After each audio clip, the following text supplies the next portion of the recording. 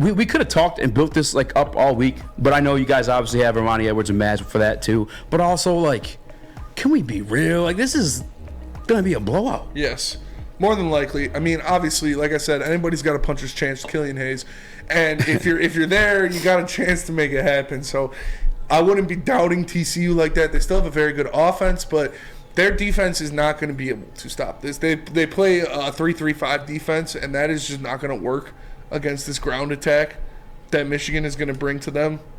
And Michigan's offensive line is built to destroy, like, Big Ten, tough nose deep, built for tough.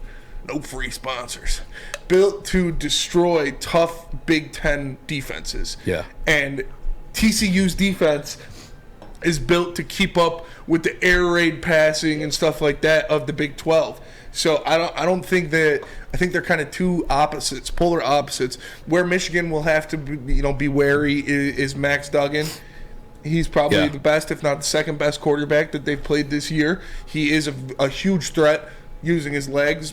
He's the most mobile quarterback, I'd say, other than Talia Tagovailoa that they've played this year. And I expect the TCU Horned Frogs, the TCU Fighting Andy Daltons, to like put up some stats. What? Put up some Andy Dalton with TCU. Oh. And put up some stats, put up some numbers. But I just can't see. I think Michigan's run game is just going to do what they've done all year: wear them down, and then punish them in the second half. Yeah, I don't even like. I'm obviously going to watch. I have to watch, right? It's part of my job to keep up with these things. At Michigan, especially, you're not going to watch. I probably will, but Yeah. I want to see Avatar on Saturday. I want to see Duggan do something special. Yeah. Kind of like, I mean, my heart was like wrenched for him in that Kansas State game. He was gassed. I've never seen that. His teammates like come to congratulate him. He's like, get the hell off me. Yeah. Like, dude was ghost white. I was just so confused by it too, because like, how are you that? He has like hella heart to be like that dead ass tired and still like run the way he did and be I guess as powerful, like busting through the end zone too, like. And then I think it was a fourth down play where he came just short of scoring for him too in overtime.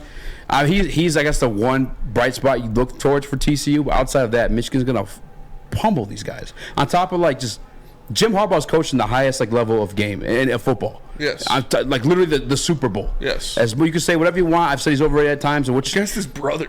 Against his brother. That's kind of trippy, isn't it? It is pretty wild. In football, you're like, kill the other guy. Yeah. Like, that's like your brother over there. Harbaugh. That was a sketchy Super Bowl, by the way, too. It was a sketchy. Lights just go out and the other team comes back. Like, that what? was pretty wild. Yeah, it was wild as hell. Like, what the hell went down there? But Jim Harbaugh is a good football coach in that day. I know I say he's overrated in terms of, like, when people try to compare him to, like, guys who've won national championships. Yeah, I mean, he hasn't proven it yet to be up. He's a top 5 head football coach in top 4. Top 5 head football coach right now in college. I mean, you look at guys that have done it. I can't put him over, obviously, Nick Saban or Kirby Smart or Dabo Swinney. But after that, you look at it, it's like him, Lincoln Riley, who's a professional choke artist.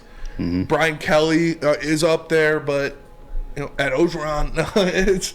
Yeah. You look at guys like that, and that's where Jim Harbaugh falls. He's right. He just needs that championship. Once he gets in that championship, you can put him in that same ilk as a Kirby Smart, as a Dabo Swinney, as not Nick Saban. Nobody's Nick Saban, but it's he's getting there. And like you said, he's a great football coach. He has his style of football that he has instituted every single place that he's ever coached at, and it works. And it's that smash mouth, run the ball 40 times a game, wear you out. And then in the second half, we're going to keep doing that. You're going to be tired. Our guys are going to be fresh. And it is what it is. And that's what I see happening against TCU. The Horned Frogs are not built to handle that kind of ass whooping. Like that Michigan, like you said, that offensive line, I said at the beginning of the year, they might be the best unit in college football. Yeah. Is Michigan's offensive line. They won the best offensive line 2 years in a row. And they got better this year getting a guy like Olu Oluwatimi who is going to be a top 15 draft pick in the NFL. So you're on fire with the pronunciations today. Thank you. I feel like one of the reasons Sam Flan will do it every day, like 10 times. So. That helps. Yeah. I think one of the reasons Michigan's been able to dominate Ohio State as of late is they've like distanced themselves from that Big Ten style of football, where it like 4 yards in a cloud of dust, and you're just literally like forcing will upon the other team, and they've become more like that flashy like aerial attack. And as you said earlier, TCU was just that, but a way lesser version of it. And, I mean, they're already averaging, I think the opponents are averaging like 4 yards per carry against TCU. Yep. Averaging like 150 yards.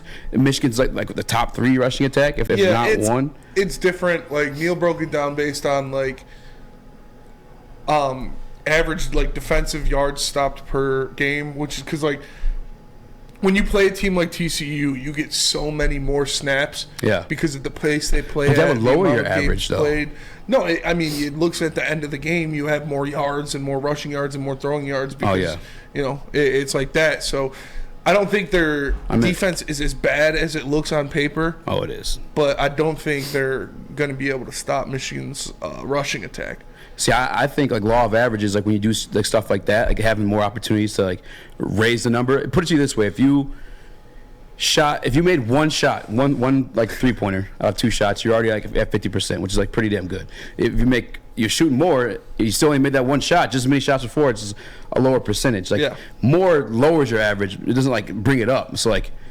Well, I mean, the more snaps you have, the more you're gonna, more yards you're gonna give up. For sure, but the more that's more you're dividing like your final the final number by though. Well, not when you look at like yards per game and stuff like that, and that's what a lot of those stats are: is yards per game, stuff like giving up.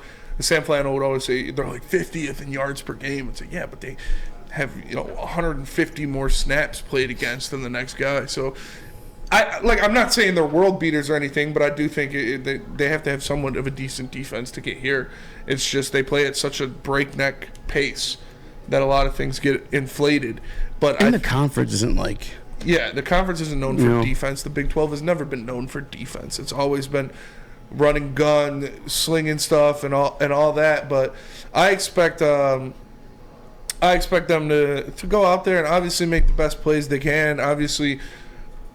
put up a fight, but I just think Michigan's going to run the ball down their throat. It's going to be a close game at halftime, like it is every single game with Michigan, and then in the second half, they're going to just explode because TCU's defense is going to be tired of getting punched in the face every snap, every play, and they're going to run in a couple big touchdowns like you saw them do against Purdue. You saw them do it against Ohio State. You saw them do it against Michigan State, where even multiple games throughout the season, pretty much every game all season, at the beginning, in the first half, it's pretty close. It's a one-score game, and then at the end of the game, it ends up being 43-21 because the defense gets worn down.